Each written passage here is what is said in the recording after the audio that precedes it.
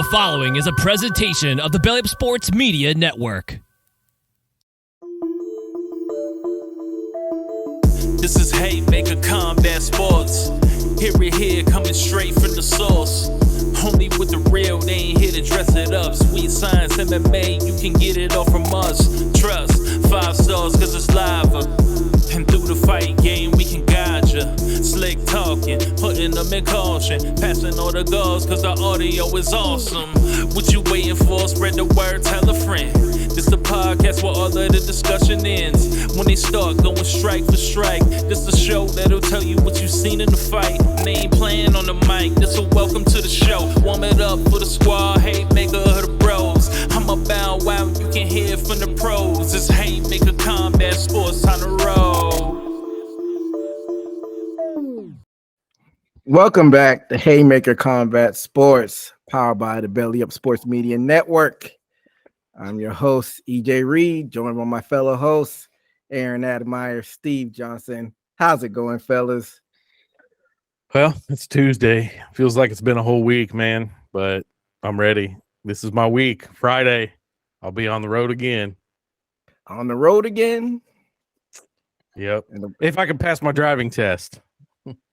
Oh, yeah? They make you take a driving test? Yeah, my license expired while it's been suspended, so I got to retake a written and a driving test. And the last time I lost my license, I failed my driving test. So hopefully this time I don't fail it. Did you fail the written portion of it or the driving portion of it? The driving part, I What?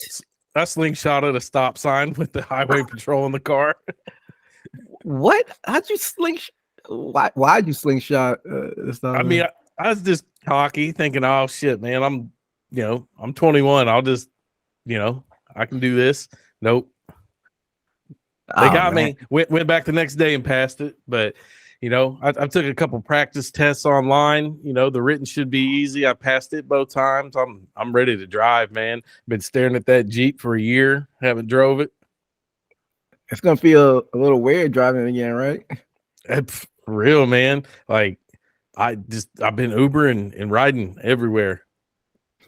So once you renew your license, all you gotta do is take the written portion usually. I guess because it's not redoing it, it's just basically getting another one. I guess that's why you got to take the driving portion, right? Yeah. That's crazy. I remember having so much anxiety. I was like 15 when I got mine. Just the parallel parking and the 3-point turn was like the one that got me anxious, but I was able to get it done. I've always been able to parallel park good, and I got that Jeep. It's super short, so parallel parking should be no problem.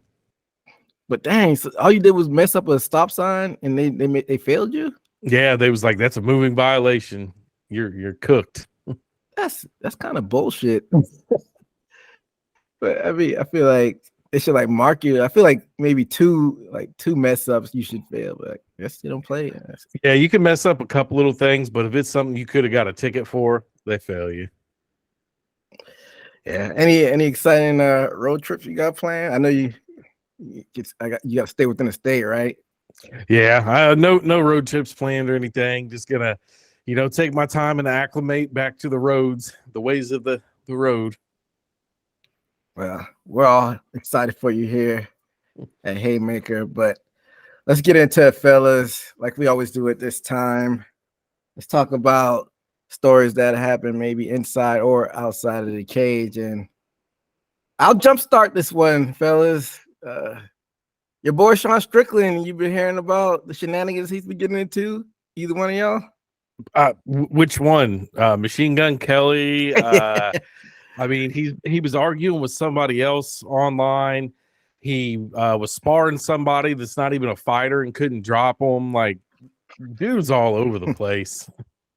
Well, you hit the nail on the head. You touched on both of the ones I was going to bring up. So I guess we'll start in order by the order you brought him up in. Let's talk about the Machine Gun Kelly situation. So following the confrontation at I think they were in Vegas, they got into a backstage situation at Power Slap, at one point during the evening, it got contentious between the two, according to Double XL. You could see Sean Strickland berating Machine Gun Kelly, saying to tell him to dress like a man. And they said Machine Gun Kelly was brushing it off, and Sean Strickland was saying that he didn't know who the guy was. So I don't know. What are your thoughts on this situation? Sean Strickland, I mean, dude, I have praised him on here, but it's getting old quick. Like, okay, you're a fighter. Like, your opinion of everything else really doesn't matter. You're just a fighter at the end of the day. Like, quit trying to start shit with people who aren't really fighters. Like, and if he's saying he didn't know who Machine Gun Kelly is, yeah, right. Like, my mom knows who Machine Gun Kelly is. Like, he's a recognizable figure that's very popular. Just, it's old already. So you don't think like Sean Strickland might be in his little bubble, and maybe he's like a country guy. Maybe he didn't know who MGK is. He knows. He's all as much as Sean Strickland is on social media. He knows. I don't know. That guy's in his own world. Who knows? Like you said, I'm leaning towards that he did know who Machine Gun Kelly is, but I don't know. Steve, what are your thoughts? I think he's staying in the tabloids. He's keeping traction. One things I thought was funny. He called him a vampire. He said he looked like a vampire. I guess for what he was wearing and stuff. So I guess he dresses gothic-y, I guess. I thought that was funny. And he's staying in the tabloids. More specifically, what happened with that sparring match, Sneeko. Yeah, and I'm gonna bring that up in a second. We'll dig into that a little bit. But yeah, that's what I thought about the Machine Gun Kelly. I think it's just another thing to keep him in the tabloids, whether we like him or not. I hear mixed reviews about it. At a power slap event at that, so I'm gonna swerve off the Sean Strickland thing for a little bit, because I don't think we ever brought this topic up. Power slap, is this a success or a fail? It's gaining traction, man. I mean, there's clips all over TikTok. Like, I was just scrolling TikTok before we got on here, and half of it was power slap. But I guess there was a big event. I don't know if there was like a championship or something last week, but it was like star-packed crowd. Like, Tom Segura and Burt Kreischer was there. A bunch of the podcast comedians, a bunch of the fighters were there. A bunch of, entertainers. It was more celebrity, packed than it normally is. So I'm going to take your word on it, but it's not in my algorithm at all. Like, celebrities, Dana White has his buddies where he could tell them to show up, but is there any metrics to tell how popular this really is? Because I hadn't heard anything about. I haven't seen any advertisements on TV about it. Like, I haven't heard about any ratings or any buys, pay-per-view buys. I don't even know if it's on pay-per-view. I mean, I've never watched it on TV. I've only seen it scrolling the talk. But I mean, it seems like a gimmicky thing to me, like it's kind of violent, but it's kind of weird. Like, I don't know what they judge it on. I don't know the scoring. Like, it's weird. Any type of event, I don't even know if I call it a sport, any type of activity like that, and you can't defend yourself, like, I don't know how serious I could take it, because it's like you just got a strong chin. I guess that's the way to tell who's the best, who has the strongest chin. But it's a slap. I mean, it's weird. It's just an open hand slap to the face. You got to stand there and let them hit you.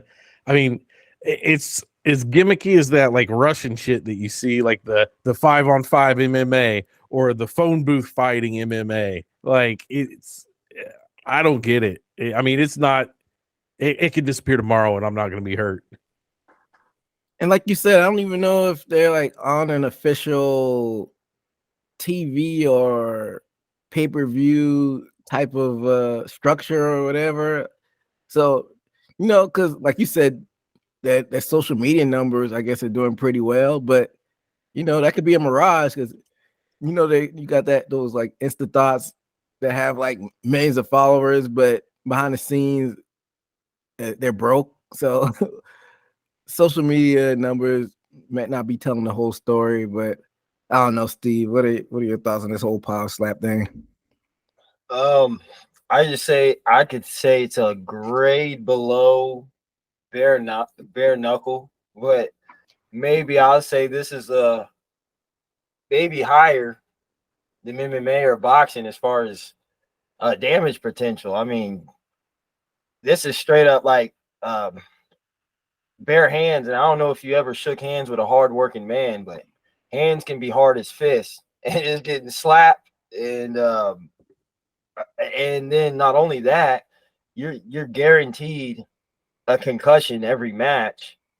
This stuff is brutal, and I think it might be picking up traction for that. I mean, for what it is, it's real, and I think that's what's maybe picking up traction. But for me to look up the next champion, I don't do that.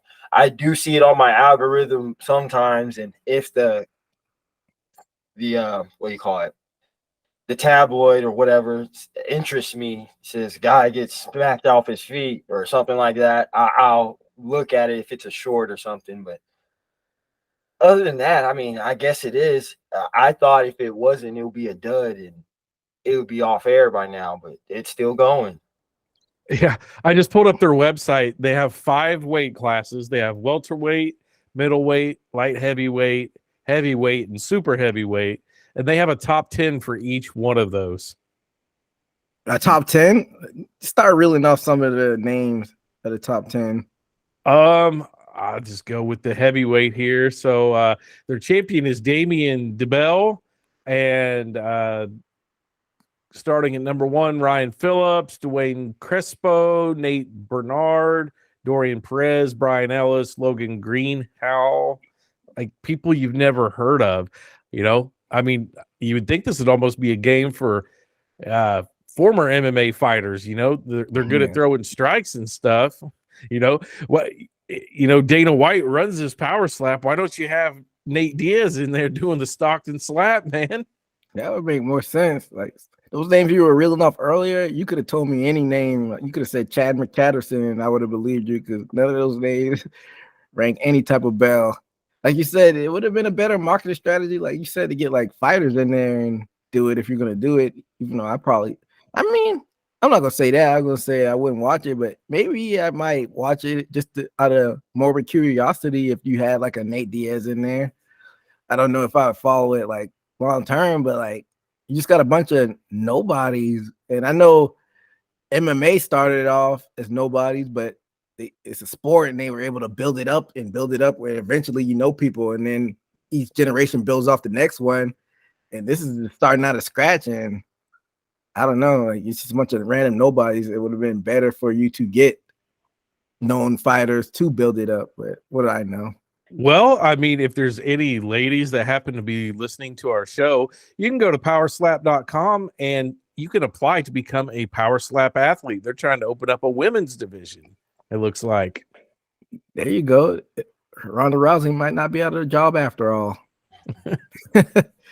Yeah, I don't know. Like Steve was saying earlier, he was saying it was bare knuckle was a notch above it. I think bare knuckle is a couple notches above it because I actually enjoyed bare knuckle, even though not having the gloves makes it visually a little bit more brutal because you get cut easier, but it's actually some strategy in bare knuckle, and I don't get to watch all of their fights, but definitely the fighters would have people that I know. I watch them, and I haven't watched a single power slap yet.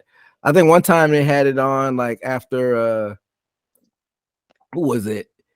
It was something I was watching, and it came on after it, maybe like a fight preview or maybe like a Dana White looking for a fight or something, and I looked at it for like 10 minutes and then I like cut it off. I'm like, man, I can't watch this. It was when they were like doing like the tough version of power slap, and I'm like, man, it's not entertaining to me. But Yeah, and looking through their roster here, one thing I do see, it seems like a lot of like country guys, you know.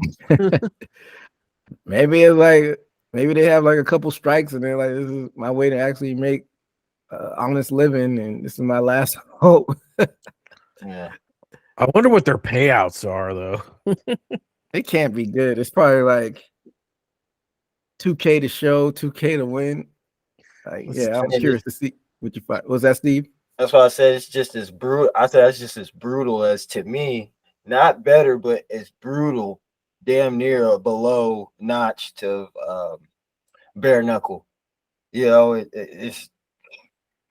And I was gonna ask the question earlier. I'm like, and I still wouldn't know their names, even though they're the popular ones. But how fast do those dudes rotate? Like, are some of these people in the beginning still competing? Yeah, there's got to probably be some drop off. Like, He's like, I'm not about this anymore. yeah, First Yeah. season. Well, EJU's pretty close. The lowest paid power slap fighters make 2,000 to show and 2,000 to win, and their higher paid slappers are $45,000. just to show, or just it's a lump sum. Just a straight, pay, whether they win or lose, 45,000. And what's like the turnaround? Because like Steve was mentioning, like it's probably some people that are retired already. But like, what's the turn? Like, how often can you fight? I don't know. It's like ain't no way you be brain dead doing too many of those. Like that's just anytime the brain shakes, it's a concussion. So I can't see how they can compete. I wonder how far apart their events are too. I know they have them pretty often, but you probably got especially like you said, if you get knocked out, you probably have like a 6 month.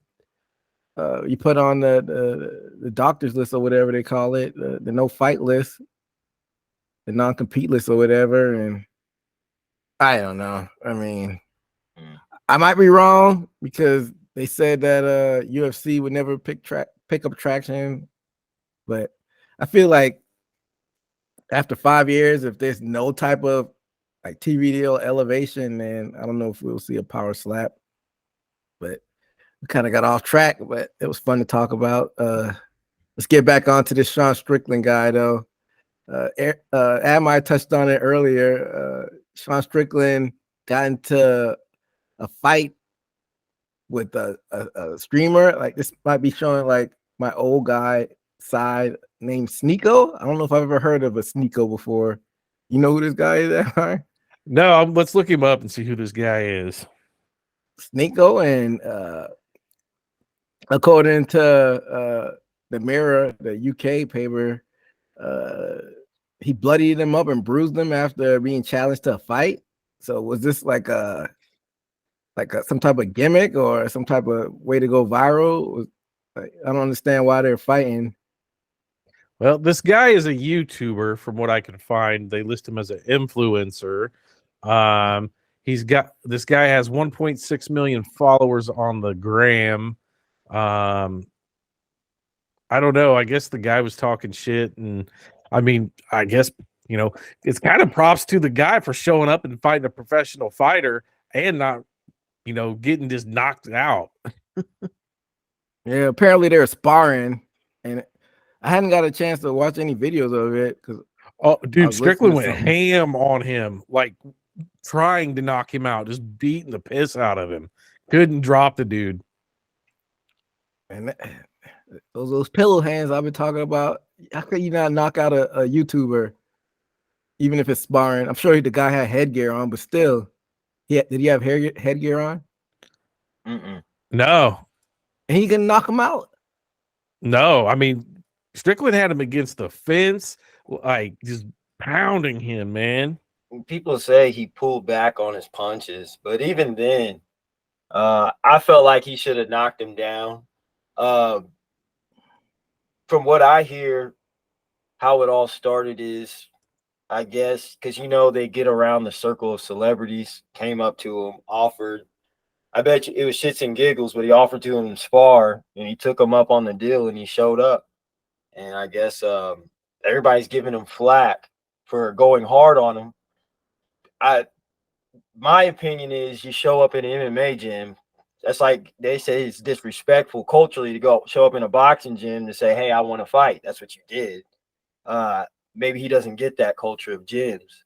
But from what I think about it, I don't feel bad for him at all doing what he did because everybody's giving him flack for going hard. Although I do think Strickland should have been able to knock him out, given his size too. Yeah, he was able to knock Izzy down. You can't knock a YouTuber down at least. You want me to share it on the screen? Let's see how that. It's a short clip. Let's see. So we're experimenting on the fly for anybody that's watching. So we'll see how this turns out. All right. Okay.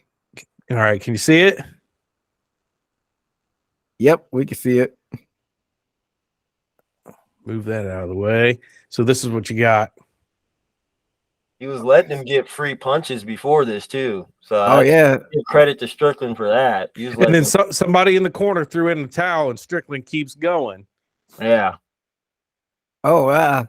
So for people that are listening, audio form, Strickland is pushing the pace, and he's unloading on the kid, and kid ain't dropping. They threw in the towel, and they finally stopped it, and it looked like he got like a little bit of a bloody nose.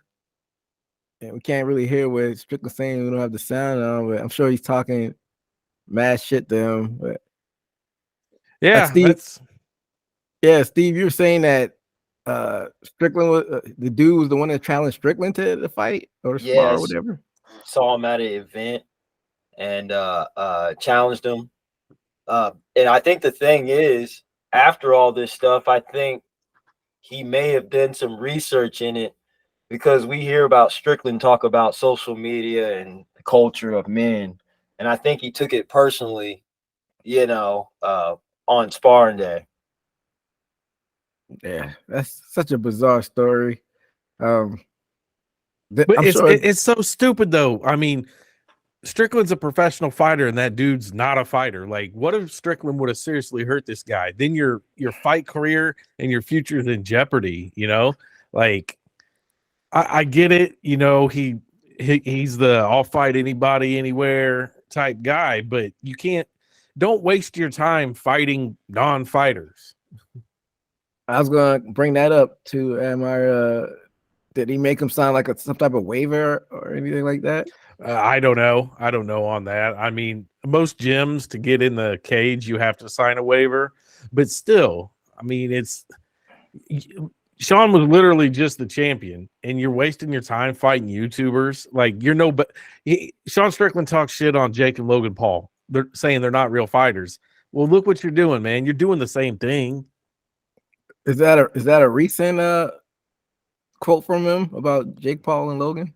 Yeah, Jake Paul's been calling Sean Strickland out, said he'll give him $1 million to come fight him, and they'll do it in somebody's backyard or whatever, and he'll give him $1 million if he'll do it, because Jake Paul's saying there's no way Strickland could drop him. Yeah, I believe him. Uncle Dana's not gonna let that happen though. Yeah, I wouldn't mind seeing that. I mean, in boxing, I don't know if Strickland will be able to, go blow for blow with Jake Paul. Not boxing, he wouldn't. Yeah, we see what Jake Paul does with MMA dudes that try to get into boxing. Even like Anderson Silva, who had like boxing matches underneath his belt, lost to Jake Paul. Yeah, we'll never see that happen. Dana doesn't like Jake Paul, so he won't allow that to happen. But yeah, I would admire, like, what are you doing, Strickland? Like, if that guy would have got hurt, that would have been a bad luck. Thank goodness that he didn't. But like, what good do you get out of that? You were just a middleweight champion. You know what they say, like, any publicity is good publicity. I guess that's the mindset that he's having.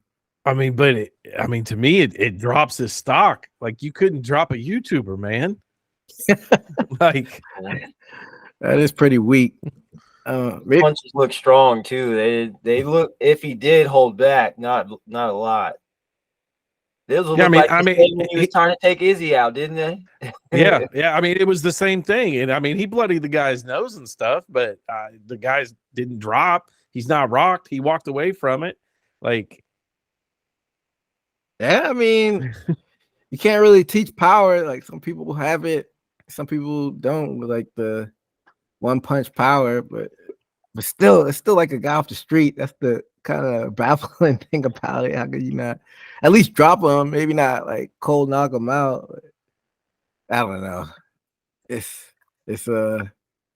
definitely have people talking. So I guess he accomplished his goal. But let's move on to the next topic. Admire what you have. John Jones back in the headlines. I don't know if any of you guys heard about this, but John Jones was at a comedy show the other day. The allegation is he was intoxicated, being a heckler in the crowd. I didn't really see too much other than that, but you know, John Jones has had his past troubles with substance abuses and stuff like that. I mean, it's not, you know, I've learned through my drinking classes and stuff like that, you can't just get out of it for a while and dip your toe back in. You end up falling back into those old routines. And John Jones is one of those people you just got to stay away. He's supposed to be recovering from surgery.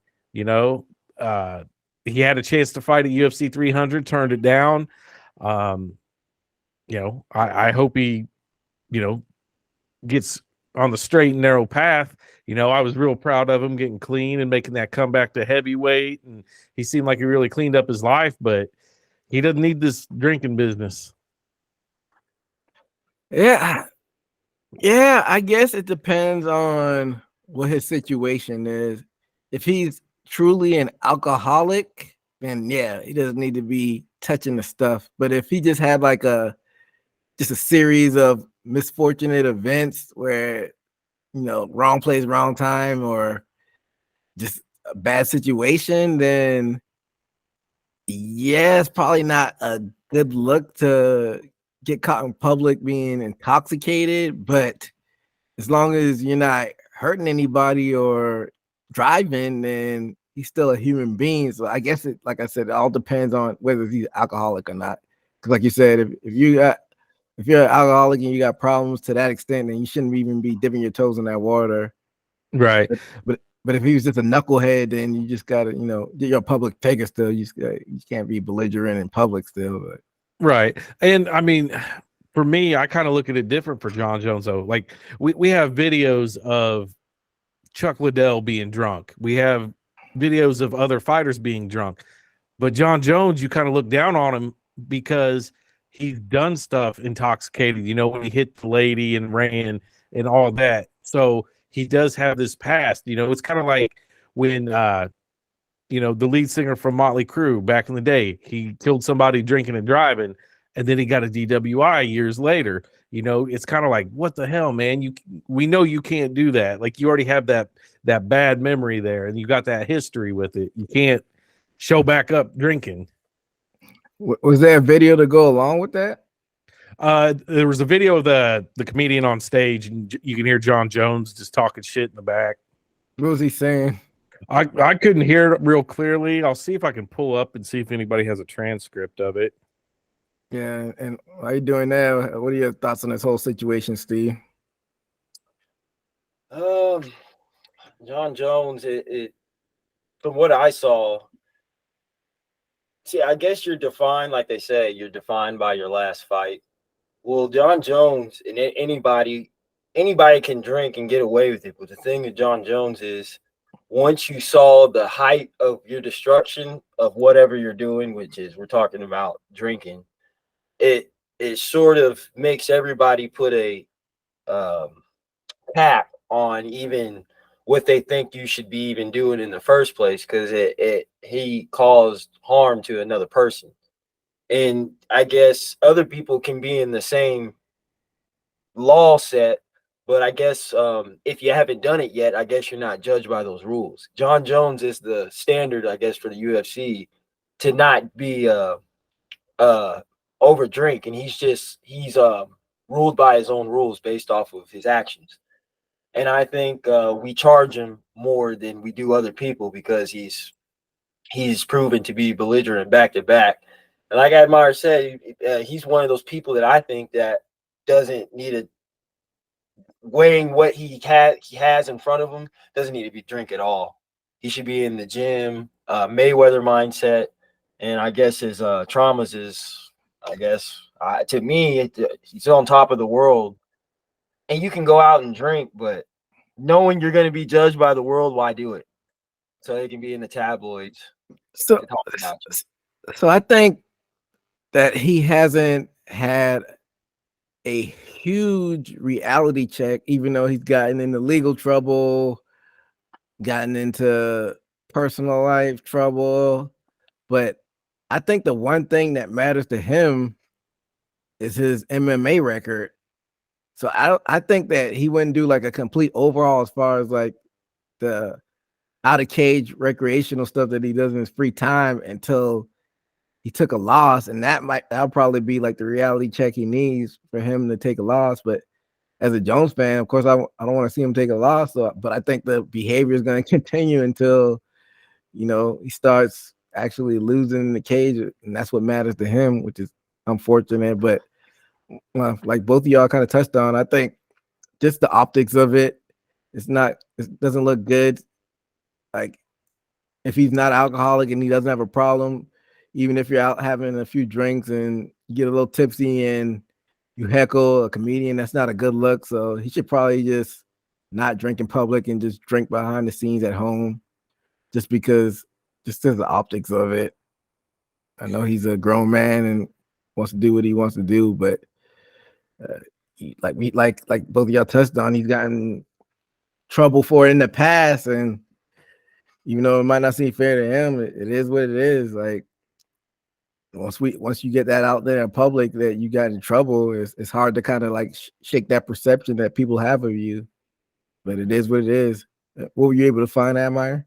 Yeah, just said he did some light heckling, and he was kind of talking incoherently to the comedian up there. Somebody asked him if he was drunk, and he responded with I don't know how to speak Spanish, but he said un poquito. A little bit. Un poquito. Okay, so that means a little bit. And then he said there was a little back and forth between him and the comedian. And then it says Jones threw around compliments before nonchalantly conversing about inserting fingers in nether regions. Who's nether? It doesn't say.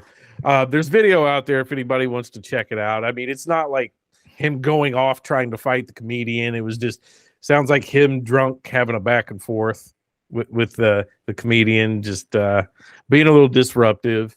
But it sounds like he tried to keep it lighthearted, but that could escalate. Like you don't know if that will escalate, and it's not a good look just because of your past. Like not seeing fair, people judging you on your past. It is what it is. You're a champion in the UFC, and like it could have escalated. Like what if like a security came and told him to calm down, and that escalated into something different?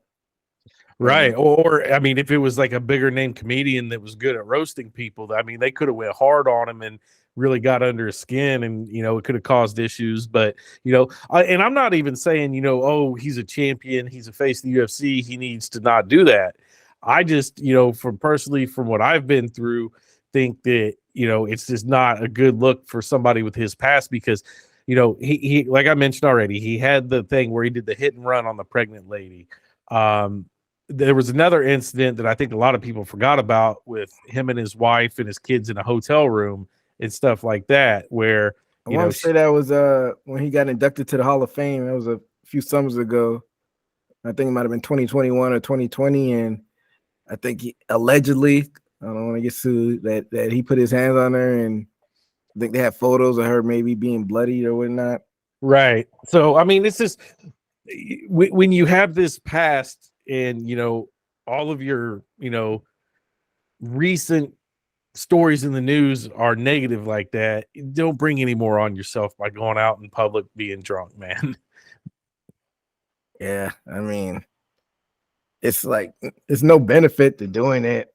And I hope he wasn't driving. Was there any reports of him like driving or anything like that? It doesn't mention that, you know. Well, good. At least he didn't do that. What was this? Was this New Mexico or was this like Vegas? Let's see if it actually says where it was. L.A. Deaf Noodles Comedy Club in L.A. Yeah, like what is he even doing out there in L.A.? Is that where the fight is this weekend? Is the fight in Anaheim? I didn't even. We about to talk about it. I don't even know where the fight is at this weekend. I want to say it's in Anaheim. This weekend, UFC 298. It's in Anaheim, isn't it? Come on. I want to say I might be wrong, but I know it's states. Yeah, Honda Center, Anaheim. Yeah, so I guess we'll get Joe Rogan there, but yeah, maybe that's why he's in the area. Maybe he's going to the fight, but I don't know. Still at the hotel. Where's the gym that he trains out of? The Jackson. That's Albuquerque, New Mexico. Yeah. Well, I mean, he was off of surgery, so maybe he's just relaxing. I don't know. Don't know. Most likely, he's probably gonna be at the fight this weekend, but not a good look. But I know before we start recording, you had some news about 300, Admire. There's been, a lot of rumors flying around. They're trying to find that big headliner for the, UFC 300, the big event. And I've heard everything from Izzy versus DDP. I've heard Leon Edwards versus Bill Muhammad. The other big one that got turned down today, I think, was Chimaev and Edwards. Mm-hmm. And Chimaev, they said they were working on getting him into the United States, like with some visa issues, but he ended up saying he's not going to fight during Ramadan. Mm-hmm. So I think that got turned down. Yeah. I've heard that one. They're kind of scrambling. I think they have to do the first press conference this weekend about UFC 300, and it's 2 months away. So they have to get that headliner out there by the end of this week. So we should hear something. Okay.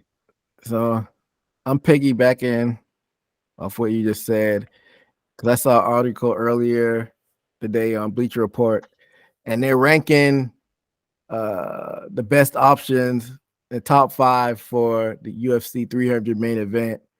So I guess we'll play a little game here, and I'm gonna put them. I'm not gonna put them in the order they put in because I don't want y'all influenced by them. Y'all have like your phones or something to write down with, so y'all can remember this. Steve and Amber. Yeah, I got mine. I'm ready to go. All right, so we're gonna rank these fights that Bleacher Report at in the interest, but I'm gonna mix the order up on interest levels or the best fight options. So Dricus du Plessis versus Israel Adesanya at 300 in the main event. I got that. Yep. Leon Edwards versus Khamzat Chimaev. Got that. Yeah. Leon Edwards versus Bilal Muhammad. Alex Pierre versus Israel Adesanya. Conor McGregor versus Michael Chandler. So out of those 5 fights, from least that you want to see to the best option, what order you have? I'll start for you, Admire. The least? Yep. I'm not ready for Pierre versus Izzy, so okay. I would put that at the back. Okay. Coming in at number 4, Leon versus Muhammad. I do want to see that fight, but I don't want to see a headline 300. Okay. And then number 3, Edwards Chimaev. I don't think that's an exciting fight, especially for a big event like that. I'll put Conor versus Chandler at number 2 because I know it's not going to happen anyway. So I guess out of those 5, the one I want to see the most is DDP versus Izzy. I think that brings the biggest, fight Fireworks, to the UFC. Yeah, the fireworks fight. But there is one fight that I think should have been on their list that I forgot about that I heard is in the talks. I heard they're trying to get Alex Pereira versus Tom Aspinall. heavyweight. Yeah, at heavyweight. They're trying to get Alex up there for, the 3-division champ. For the interim title. Yeah. That's a splash fight I wouldn't mind seeing. It's a lot more interesting than a couple of fights I just named off, but right. I like the order that you had it in. Before I get into mine, I'll let you go, Steve. Now, are we just choosing the best fight, or this is in order? Put them in order. With your personal interest level out of those 5 fights, from worst to best. Well, I'll knock it down. As far as Leon and Hazmat, I don't think that's going to happen, because I think he even said something online that he was, like you said, Ramadan and passport problems. DP and Israel, that would be, I would say there's enough time between, of course, Israel, but DP had enough time. I don't think he has any injuries. Conor McGregor, Michael Chandler, that would be an amazing fight on 300, but it's no championship, and pretty sure it wouldn't look right for people that aren't competing on the top, and you got championship fights below them. So I don't think that would happen. So I would say it's definitely in between Leon and Bilal. I would say it's time and due, but popularity. So I would say Alex P or Israel or DP in Israel would be the only options out of those two that I think that would be more plausible and reasonable. Okay, so both at the top of your list are involving the last style bender.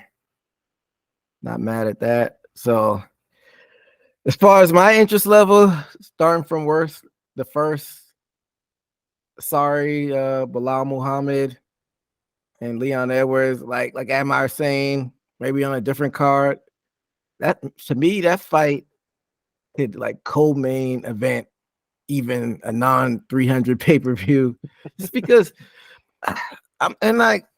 no disrespect to Bilal Muhammad, because I think he's a terrific fighter, but I don't know. I just don't see that sizzle with that fight. But both of the guys are good fighters. I just don't see any sizzle with that fight. So I mean, to me, Leon Edwards brought a little bit of sizzle back after he beat Colby. I mean, that before that, I was just like, get the belt away from Leon.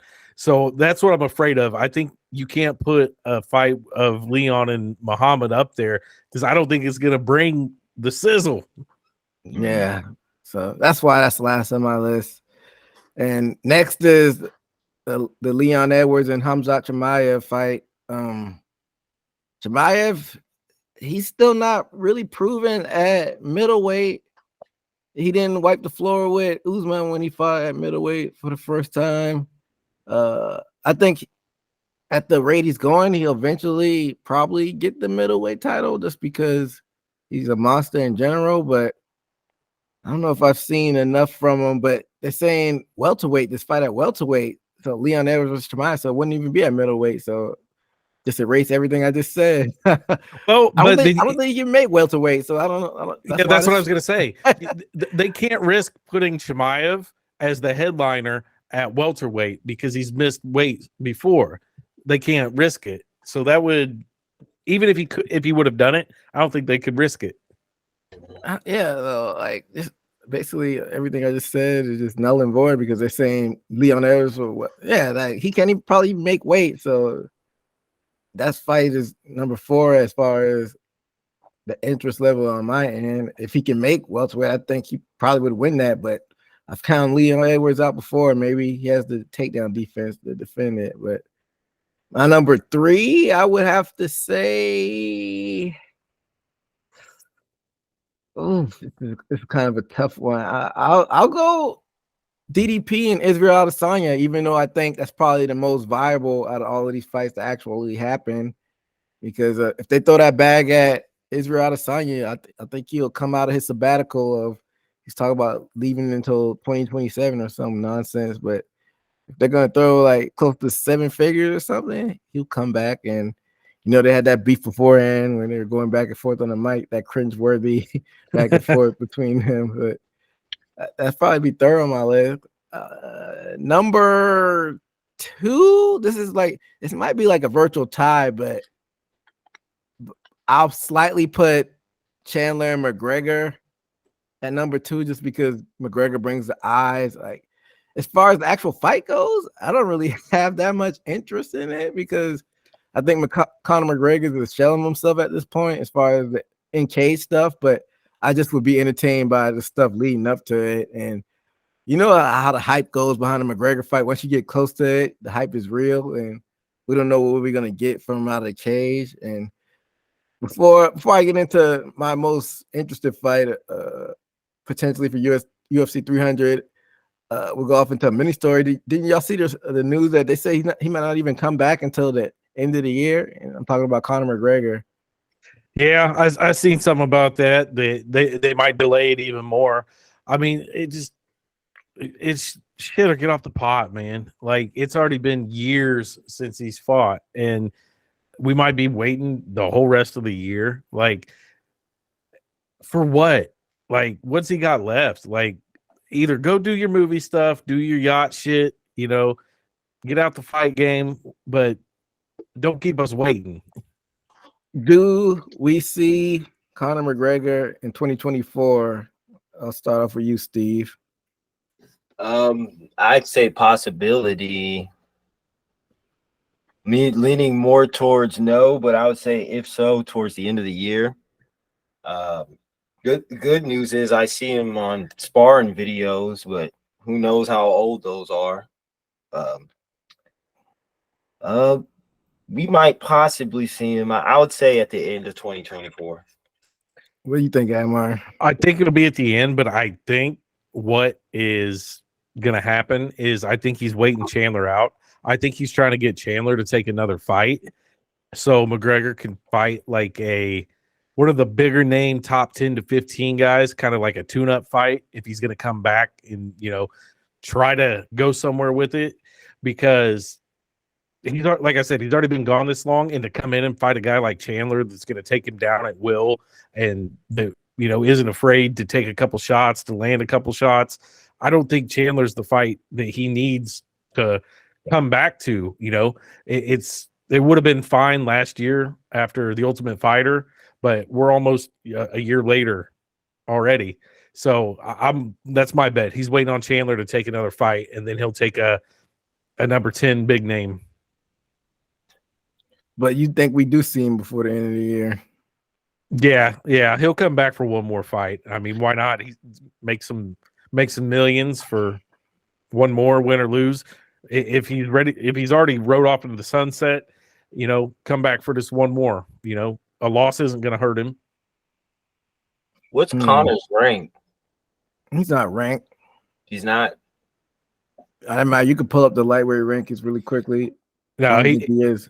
He's not ranked. I think if you're inactive for a year or something, they take you out. I think I'm gonna disagree, but I don't think we see him for the rest of the year. I don't know. I might take that back. It's New York or bust. That's the only card I can see him at. MSG or bust. And my prediction is going to be that if he does come back, it'll be at welterweight. I don't think he wants to do the weight cuts anymore. If you've seen any videos of him, he's gotten pretty big. I think him and Chandler even verbally agreed to do their fight at welterweight at one point. They said middleweight at one point. Yeah, so I think that, like I was saying, I think Conor comes back. He waits for Chandler to take something else, and then you see Conor fight somebody like a Stephen Thompson at welterweight. I think even Wonderboy would kick his ass. But, Stephen Thompson is not going to try to take him down. Stephen Thompson's going to stand with him. That's what Conor wants. He wants somebody that's definitely going to stand and trade with him. Wonderboy is long, though. I don't know if Conor could deal with that range. Like I think Wonder Boy would stay on the outside. Go ahead, Steve. I was thinking the same way, but I instantly reminded myself of Anthony Pettis. I was like, I thought the same way with Anthony Pettis fought Stephen Wonderboy, and he ended up knocking him out. I remember that. I think Wonder Boy just got caught. That's what I feel like too, yeah. But there's always a possibility. True. I think he'd be a little bit more strategic when it comes to Conor, but like you said, MMA, you never know what happens. Well, I mean, maybe I'm wrong. I'm looking at the rankings. They still got Michael Chandler on there, and he hasn't fought in over a year. When is he? When's he fight? I feel like he fought in 2023. No, he fought Dustin Poirier November of 2022. Wow. Yeah, and they still got Chandler ranked at number 5 in the lightweight. So they do take you off there for inactivity, but I think they pick and choose.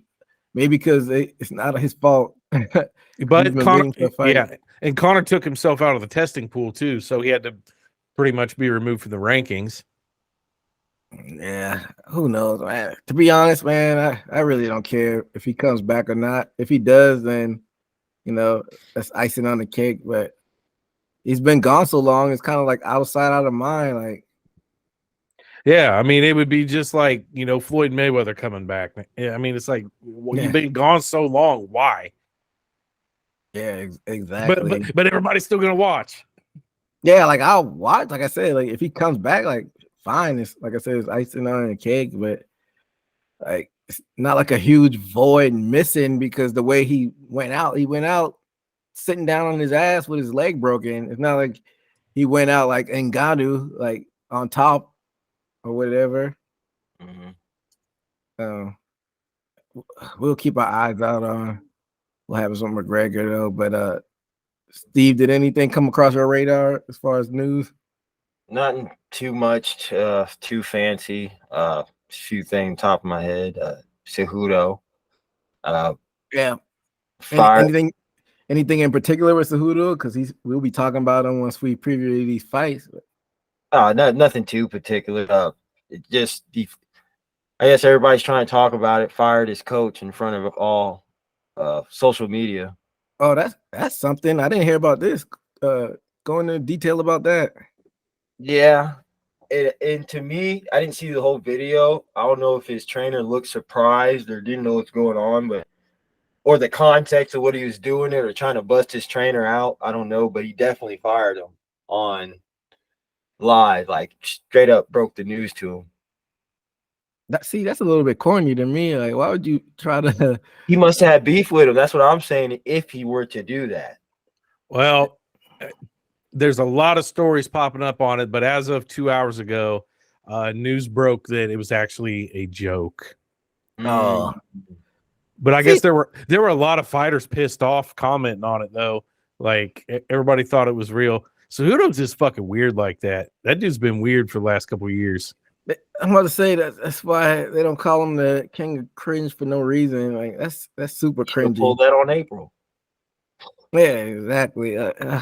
Was it the dude with the glasses? I can't remember the dude's name. Yeah. You know the dude I'm talking about? That's him. That was the same dude? Yeah. What's that dude's name, Admire? I always see him because he's like with a few different fighters. I can't remember whose corner he was in. He was in a fight more recently. I want to say it was a fighter that maybe Usman was fighting against, that he was cornering against. That he was cornering like that. Whoever trains him trains multiple fighters. I didn't know if you had it right in front of you, but if not, then his coach's name. Yeah, that dude with the glasses. Yeah, Eric Albarracin, something like that. That might be him. Man. I don't know. I don't want to misdescribe him or whatever. The dude, he looks like he might be Latino or maybe some type of Asian dude. He has the white glasses all the time. Looks a little light in the loafers, so to speak. But yeah, knock it off, Cejudo. Just get in there and fight. But fellas, let's finally get into this card that's coming on this weekend. UFC 298 coming live from the Honda Center there in Anaheim, California, not too far from Los Angeles. This fight is kind of sneaked up on us, and it's kind of been flying under the radar. But if you look at it on paper, it's like kind of a fighter's fight card, fight fans fight card. You got like a lot of sneaky bangers that are in there. Before we jump into the main card, let's reel off these early prelims and these prelims that are going down. We got Andrea KGB Lee versus Miranda Maverick in the women's flyweight. Oben Elliott versus Val Woodburn in the welterweight division. Josh Quelan versus Danny Barlow in the welterweight division. And then in the regular prelims, we got Zhang Mi Yang versus Brinson Hibario in the light heavyweight division. And in the bantamweight, we got Rinyun Nakamura versus Carlo Vera. And then we have Marcos Rodrigo de Lima versus Justin Tafa in the heavyweight division. And the featured fight in the prelims, this one should be interesting. Women's strawweight, Amanda Lemos versus Mackenzie Dern. Any of these fights pique y'all's interest? Yeah, that the women's fight headline in the prelims, I like that. Lemos and Dern. That should be a good, interesting fight for the women's strawweight. Yeah, that definitely has some ranking implications.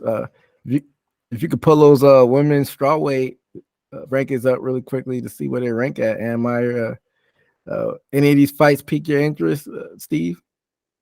Yeah.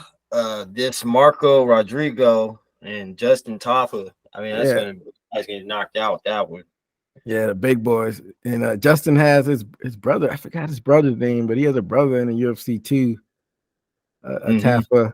I think they both fought like a common opponent. I can't remember off the top of my head who they both fought, but I'm looking forward to that one definitely as well. Dern is in the top 5 though, right? Am I? Or... We got Lemos at 3 and Dern is at 7. So okay, so she dropped a little bit after her last fight. Ooh, Zhang Wei Li. I know Dern hasn't fought Zhang Wei Li yet. Has Lemos fought Zhang Wei Li? We watch so many fights; it's hard to keep up with what actually happened. But you said Lemos is number 3, right? Yeah. Is that? Oh so, shit. She's fighting. I mean, if you're ranked that high, is nowhere really to fight mostly, but down. Lemos just lost to Zhang Wei Li. I'm gonna say we just watched that fight. That was at 292. Yeah, in August, Lemos decision.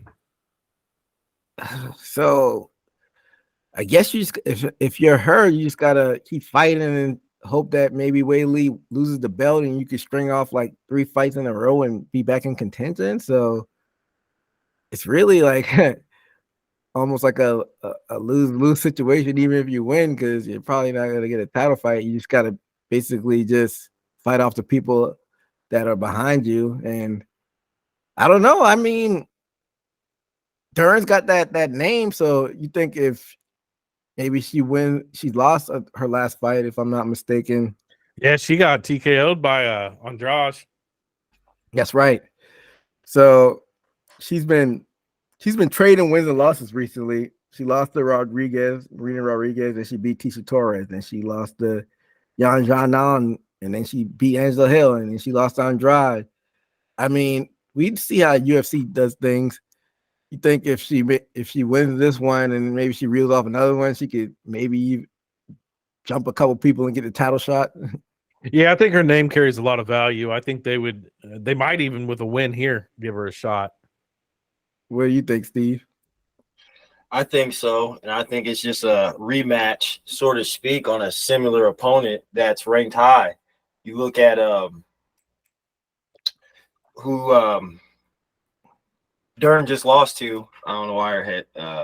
Andrade, right? Yeah, Andrade. and you look at Lemos, I mean, they got almost same archetype: strong, durable, and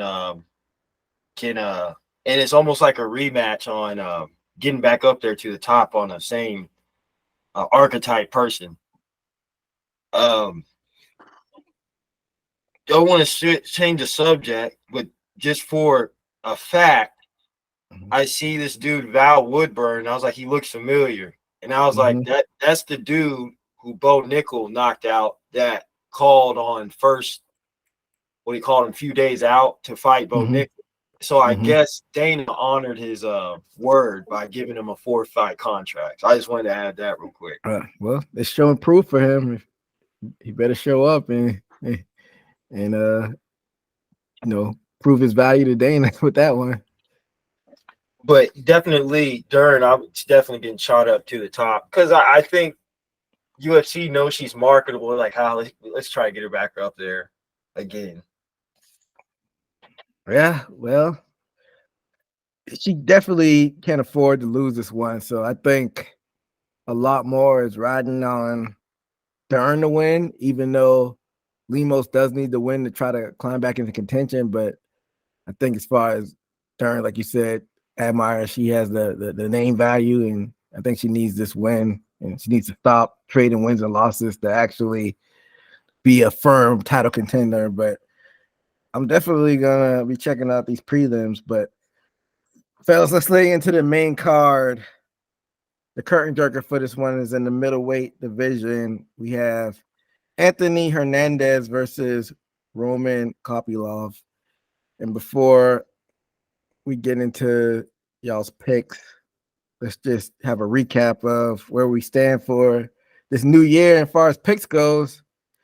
For UFC 297, both Steve and Admire went 4-1 in their picks. And the only thing y'all missed was the co-main event.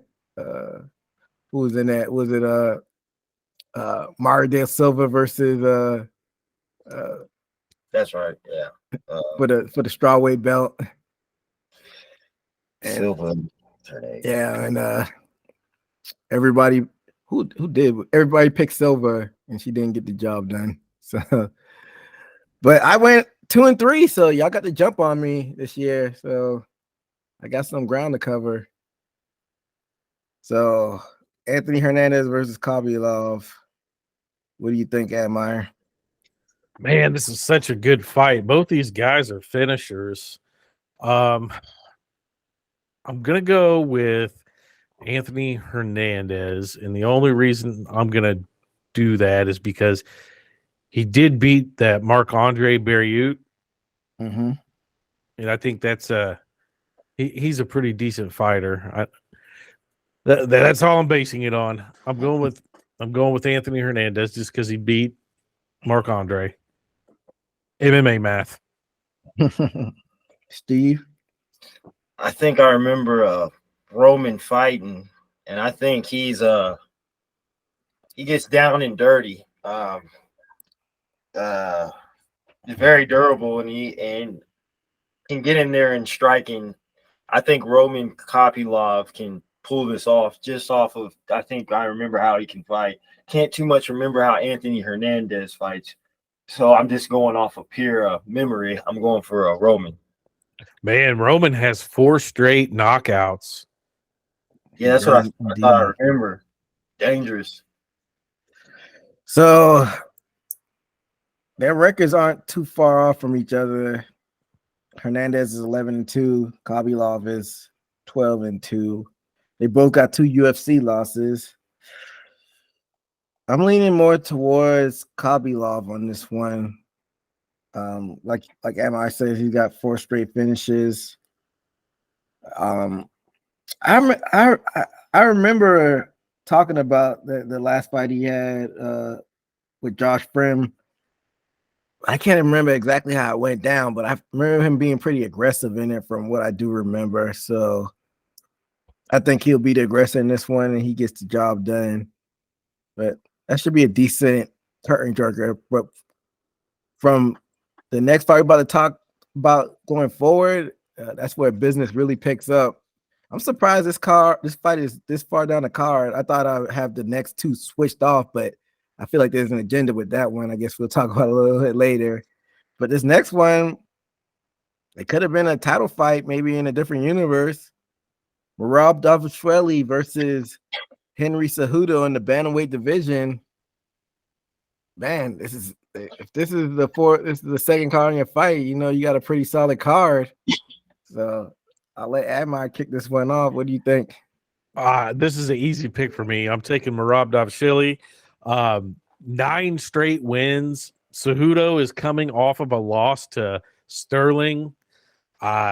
If you can lose to Sterling, you can lose to anybody. From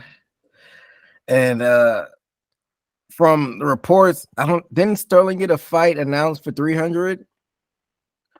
I thought we heard about that, and then I don't think it was ever actually confirmed. I can check it real quick. Yeah, for the only thing I think he did get a fight announced. I don't know if it's set in stone, but I was wondering if that was in featherweight or in the bantamweight division, because this seems like if Sterling if his next fight is in featherweight, it seems like basically saying that you're up next, Merab. That I'm going up a division and it's your time to shine, and this is like a show and prove fight for you. Sterling has a fight at UFC 300 against Calvin Kattar, bantamweight or featherweight. So Sterling's going up to featherweight. So this is Merab's time to shine. But before I get into my pick, what do you think, Steve, about this fight? I like Cejudo, but he's a bit disappointed me. He's also lost. Not only his last fight, but lost before, although that whatever that means. Merab, he's hungry. Lost once, right? Merab, nah, he's lost more. He's lost like 4 times. Yeah, but they were a long time ago. He lost a couple back in 2018 and 2017, but not a lot of losses on his record. I mean, he's only lost 4, and they were a long time ago. Yeah. And they only judge you how consistent you are your last fight. And I know Merab is a good fighter, grinder, workhorse. And for what I thought Cejudo would do, would get a better match with Aljamain. And this is hard because I guess Cejudo is fighting somebody is a little bit more his size. But I have to go Merab. Okay. So I think Merab is just on a warpath to get that belt now that Sterling has officially moved up to featherweight, and they didn't want to fight each other. They consider each other's brothers, but I think Merab. I don't think it's gonna be easy because we can't forget that Cejudo is still a gold medalist, Olympic wrestler, even though he's been kind of like falling in love with the stand-up in more recent years, even before he retired, and even with the Sterling fight, you didn't see him utilize a lot of his wrestling. But I think Cejudo's gonna have to use a lot of his defensive wrestling in this one. He's gonna be on the defensive side of things because we all saw that Merab, then he set the record with takedowns when he fought Peter Yan. Something like that. And we know he has the cardio. He was pushing the pace. So I think he continues that, and I feel like he's going to get the win this coming up weekend. And after this, you can't deny him a title shot, even though they're trying to push it off as much as they can. Because they're golden gooses, Sean O'Malley, but when he makes 10 in a row, I mean, you can't deny the guy. Yeah, so it's no more running if you could get past, if Sean O'Malley could get past this fight. Next month we'll be previewing, but let's go to this next fight, which I thought should be the second fight on this card, but It's not. It's Jeff Neal in the welterweight division versus Ian Machado Gary. And before I get into your thoughts, I think that they're trying to position Gary into the next big thing, and that's why he's coming in the middle of this card. And what are your thoughts on this fight? Yeah, I think they've been trying to really push him. His name stays in the headlines quite a bit. They're always talking about him, but I think the hype stopped. I'm taking Jeff Neal in this. Ooh. And I'm going to tell you why. I mean, MMA math doesn't always add up, but Jeff Neal has beat Luque. He's beat that Ponzinibbio. He's beat Mike Perry, Nico Price, Belal Muhammad. Mm-hmm. Jeff Neal's got some good wins on his record. When you look at Ian Gary, who's he really beat? I mean, he beat Neil Magny, but other than that, he hasn't really been up there with the top level guys. So I think Jeff Neal takes this one. Okay, so Amaya has Jeff Neal. Steve? Yeah, I like Jeff Neal, and that's what I hate calling him this, but he's one of those stronger members of the gatekeeping group.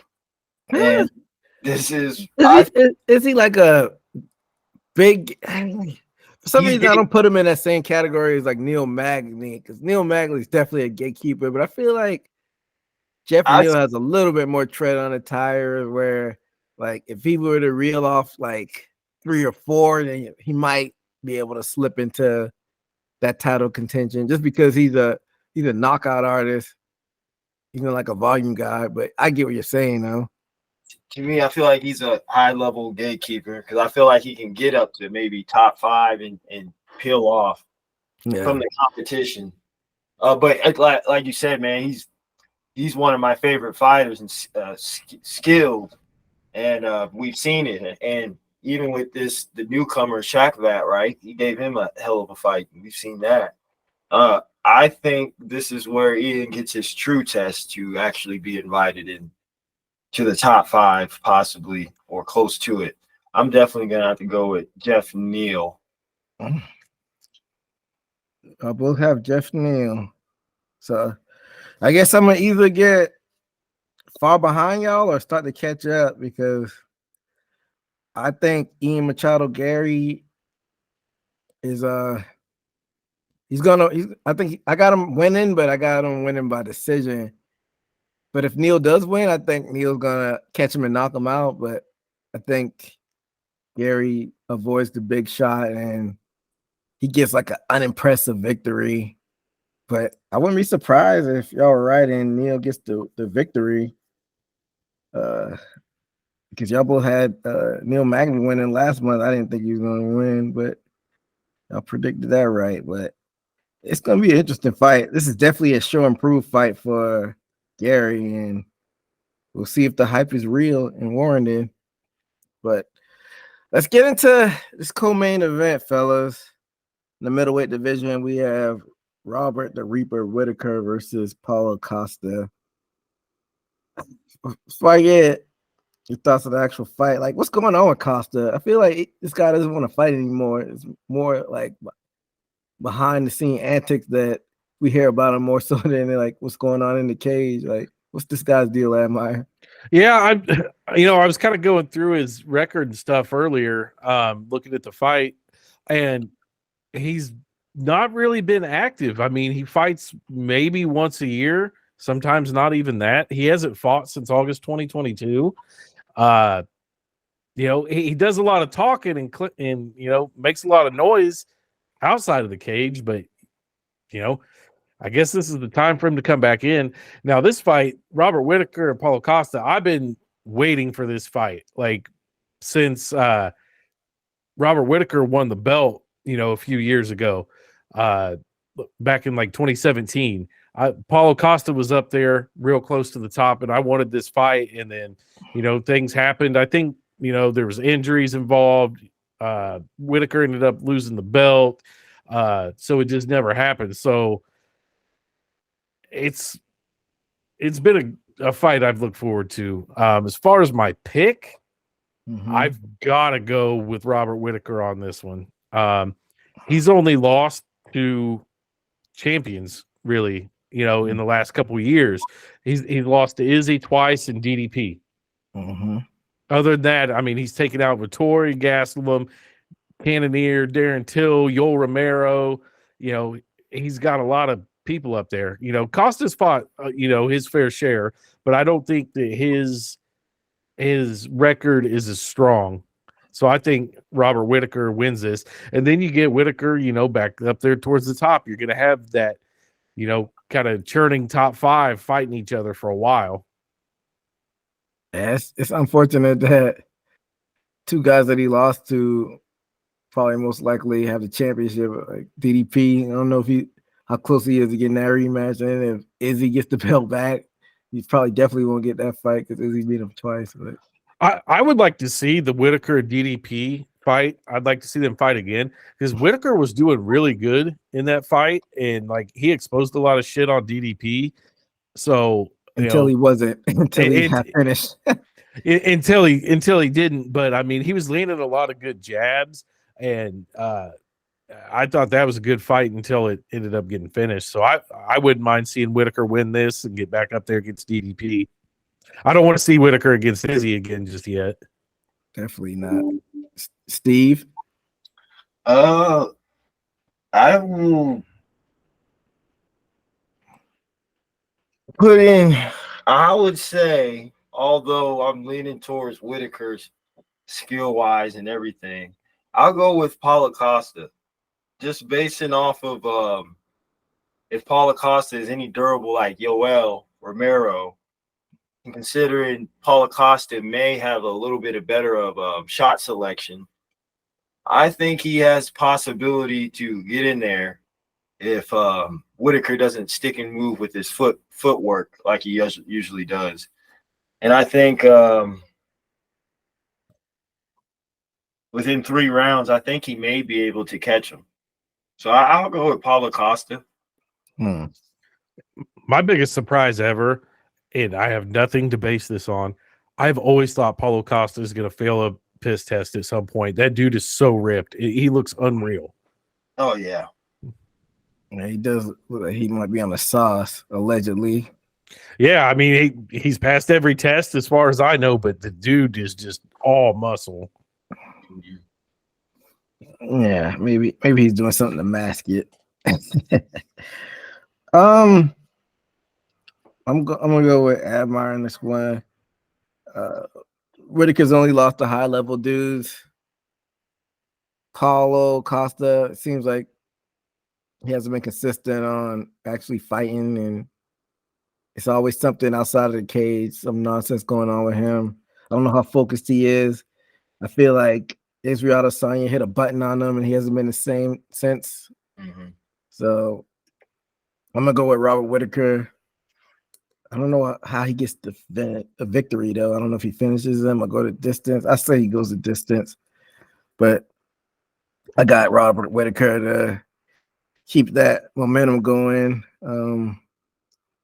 But I don't know. Who did Whitaker face last? Was that the knockout he got against DDP? He got knocked out by DDP last, right?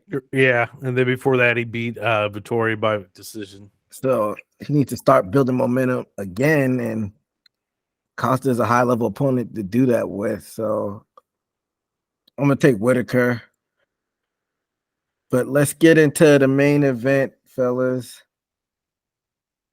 In the featherweight division for the undisputed featherweight championship, we got Alexander Volkanovski defending his belt against Ilya Topuria.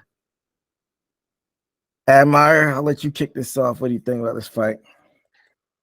I mean, this is going to be a good fight. I mean, Topuria undefeated coming in. I mean, he's on a streak, 14 fight win streak. But then you have Volkanovski, man. Like, the dude's an animal. He, we talked about it when he just fought Makhachev, just a few months ago. The dude's an athlete all the way around and just so well versed in so many things. I mean, he got caught with that head kick and knocked out, against Makhachev, he did go up and wait for that. But other than that, I mean, the only other blemish on his record is, way back early in his MMA career. So for me, I got to go with Volkanovski just because he's fought the top guys forever. Okay, so no cause for pause for him losing against Islam. He went up in weight, and that was a short notice fight, right? One of them was. The second one wasn't, I want to say, or what, either vice versa. One of them was a short notice, and the other one wasn't. I think the second one may have been a short notice one. Yeah, I was gonna say I know it was Volkanovski was supposed to fight Topuria. I think that was right, or was he's supposed to fight somebody, Rodriguez maybe, but I'm pretty sure that was a short notice fight. Well, I know I'm pretty sure one of them was the short notice. One of them was short notice. Yeah, it was the second one. Volkanovski came in on 10 days notice to fight Makhachev because Charles Oliveira went out. Yep. So, yeah, I don't know. I mean, it's like a startling statistic of fighters 35 and over. They don't fare well in title fights, what the statistics show, but it is Volkanovski, but you're leaning towards Volkanovski, am I right? Yep. Give me Volk. Steve?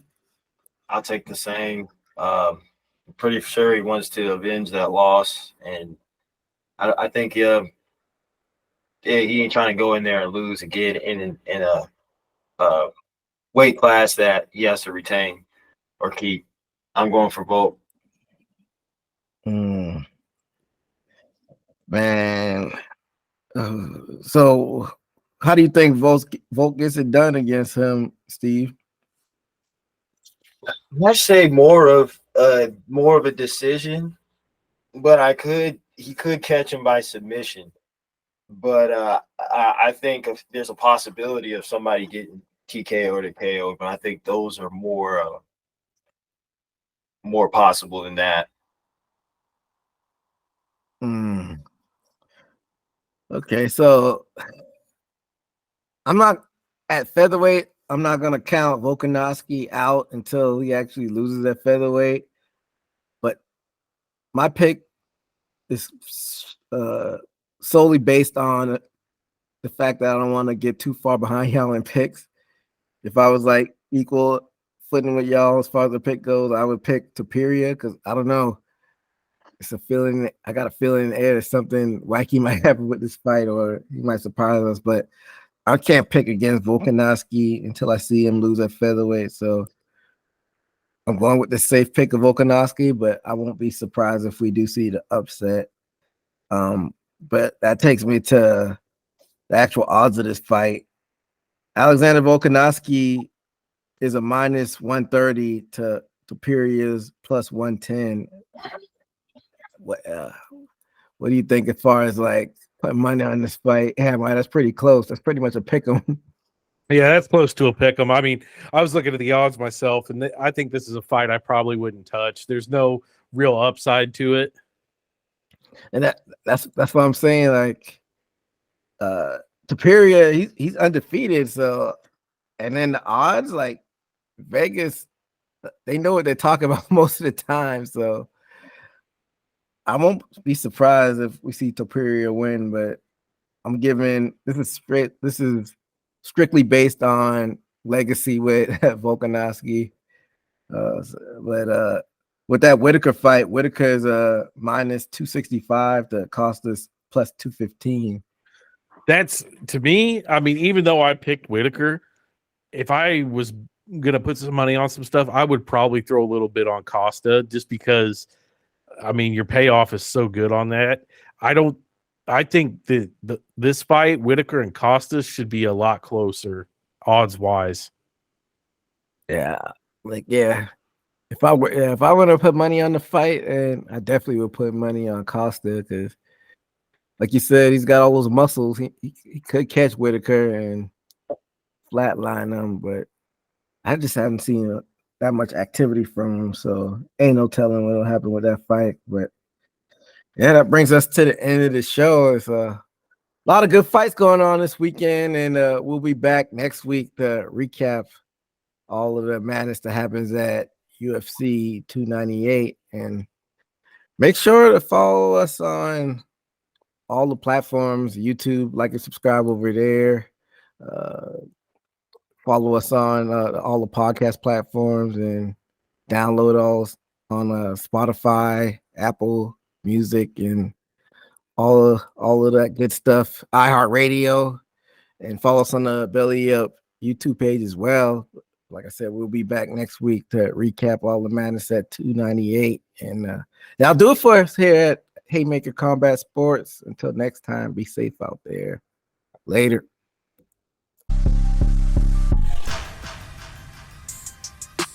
Hit the takedown, ground and pound, that was from the top. Heel hooking on one platter, leave you in the knot. Pound for pound, been the greatest. Sitting on the top, and I'm laughing at the fools.